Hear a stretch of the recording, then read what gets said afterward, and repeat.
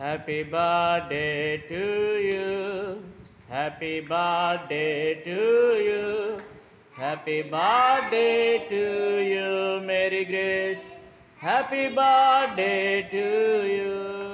చెప్పండి అందరు కూడా, many many returns of the days, Mary Grace. ఎన్నో మరెన్నో ఎలాంటి జన్మదినాలు చేసుకుందువుగాక.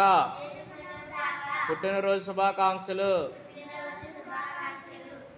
ఓకే, ఈరోజు మరి నా పెద్ద కుమార్తె మేరీ గ్రేస్ పుట్టినరోజు జరుపుకుంటున్నది.